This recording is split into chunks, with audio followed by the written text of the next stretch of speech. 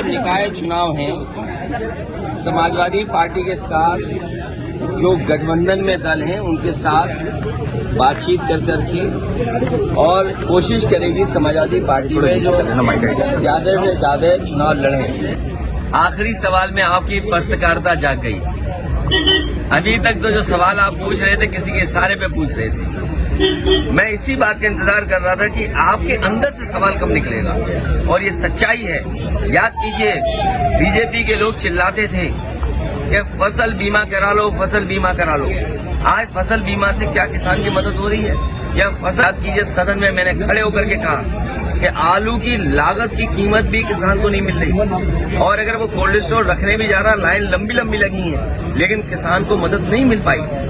उसका क्या परिणाम हुआ? तो निकाय चुनाव हैं, समाजवादी पार्टी के साथ जो गठबंधन में दल हैं उनके साथ बातचीत कर करके और कोशिश करेगी समाजवादी पार्टी में जो ज्यादा से ज्यादा चुनाव लड़ें। जहां भारतीय जनता पार्टी से मुकाबला करना है, सीधा सीधा मुकाबला में समाजवादी पार्टी खड़ी है, और मुझे उम्मीद है कि उत्तर प्रदेश में लगातार भारतीय जनता पार्टी जीती है। और हमें, आपको सबको पता है कि प्रधानमंत्री जी ने खुद झाड़ू पकड़ा था, और उसके बाद उनके पार्टी के बड़े बड़े नेताओं ने झाड़ू पकड़ा, कई जगह झाड़ू लगाया, बड़े बड़े झाड़ू मारने के लिए एम्बेसडर्स बनाए गए। लेकिन आज सच्चाई ये है कि कूड़ा भरा पड़ा है, नाले भरे पड़े हैं, शहरों में गंदगी है। जब कभी भी डेंगू होता है, डेंगू से अक्सर वहीं डेंगू ज्यादा हुआ है जहां बीजेपी के चेयरमैन थे या बीजेपी के मेयर थे।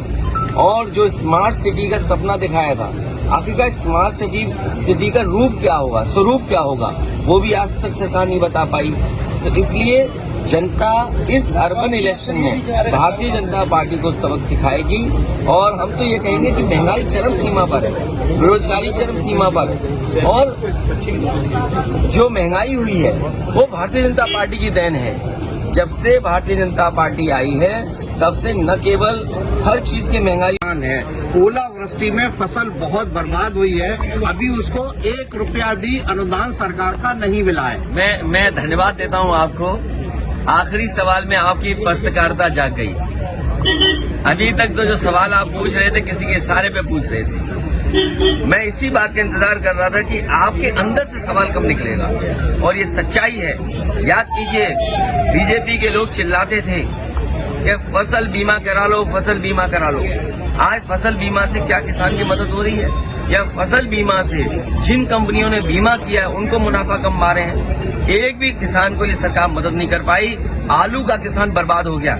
याद कीजिए, सदन में मैंने खड़े होकर के कहा कि आलू की लागत की कीमत भी किसान को नहीं मिल रही, और अगर वो कोल्ड स्टोर रखने भी जा रहा, लाइन लंबी लंबी लगी है, लेकिन किसान को मदद नहीं मिल पाई। उसका क्या परिणाम हुआ?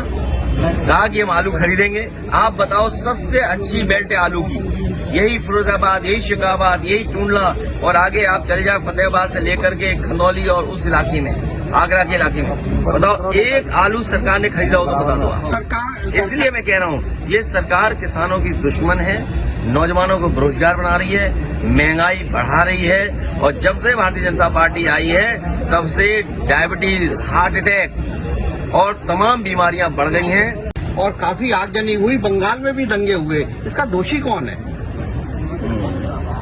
दंगों का दोषी जो सरकार है, लेकिन कई जगह डीजे की परमिशन क्या है, सुप्रीम कोर्ट क्या कहता है। इसलिए आम लोगों को भी कहीं न कहीं कानून व्यवस्था कैसे बनी रहे उसके लिए सहयोग करना पड़ेगा।